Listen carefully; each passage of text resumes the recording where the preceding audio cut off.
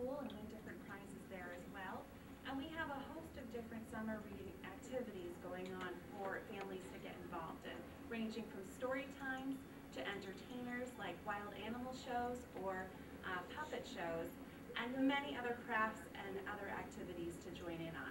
This is our schedule, so come on to the library, learn about all the programs we have to offer, and hopefully you'll win a lot of prizes.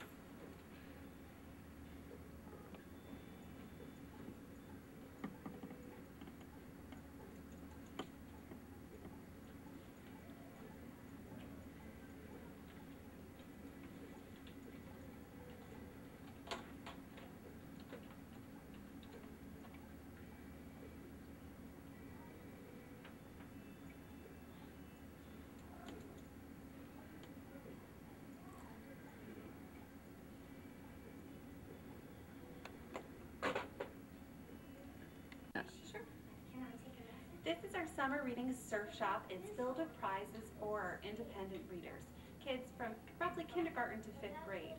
For every half an hour they spend reading, they get 1 point to spend in the store, and all the prizes are marked at different levels, sort of like an arcade. So the more reading you do, the more prizes you can go home with.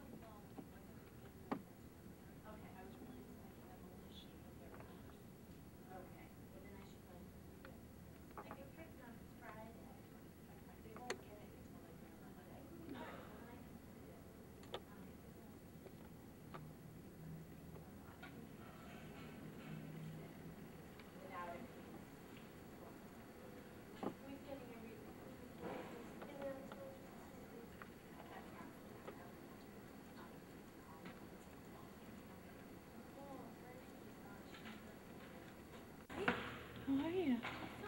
Good. I just missed you.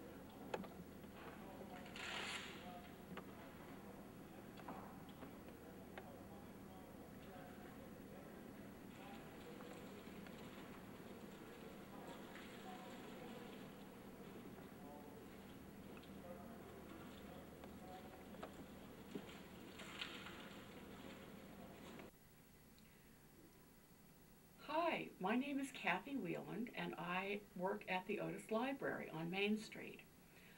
I help people with many information quests, but my very favorite thing to help with is genealogical research. We have a very nice collection that you may or may not be aware of that you can have access to by coming into the library and using our beautiful genealogy and local history room, which is where I'm sitting right now.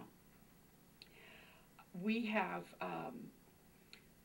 a pretty extensive group of indexes to help people find the vital records that show that their ancestors existed and lived here in Connecticut.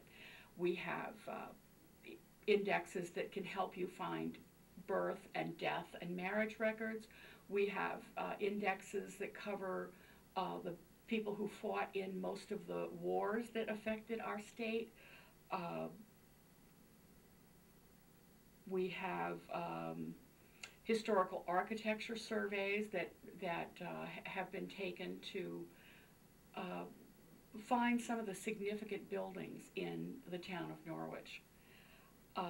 Another thing that we have here that is special is a collection of the Norwich Bulletin.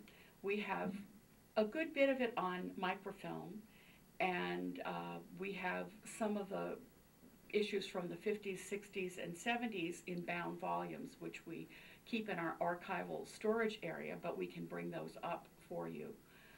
We do have on our computers here in the genealogy room, we have an index to the Norwich Bulletin that was kept by the Bulletin staff from the mid-19th century until the beginning of the Great Depression.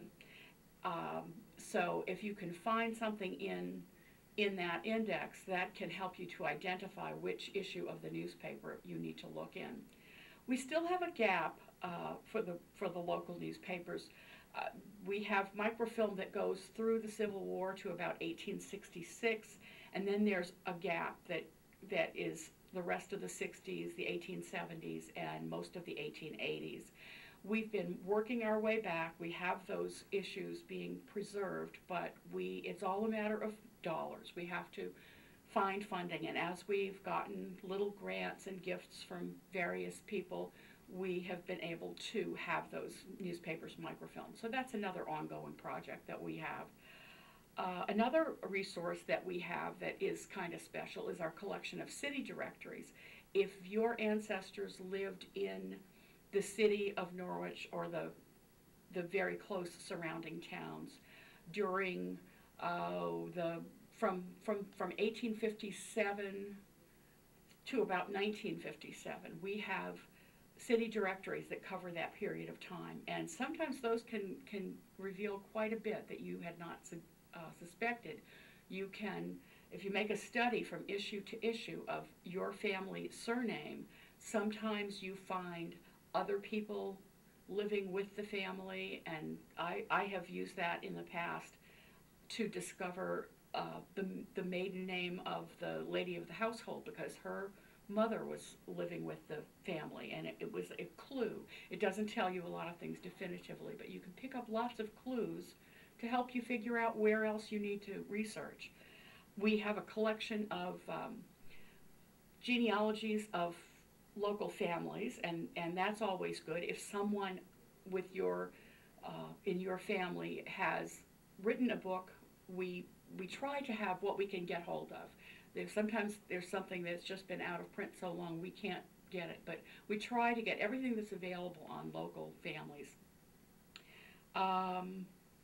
We also have a collection of town and city histories, mostly New London County, some of the towns in Windham County, and sometimes those can produce useful information, particularly if your ancestors were from a fairly prominent family or family that was involved in business. They would be likely to turn up in those books. Let me see, what else should I tell you about?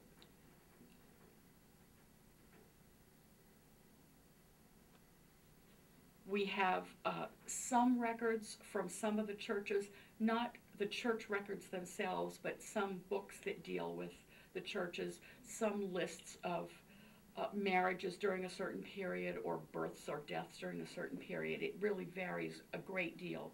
If a church produced something and if we could get a copy of it, we've retained it here. And lots of other things that I can't think of right now. But the most important thing for you to know is that if you come into the Otis Library during regular library hours and come to the reference desk, I or one of my colleagues would be happy to give you some guidance and help you to find whatever resources we have that will be of use to you in your family search.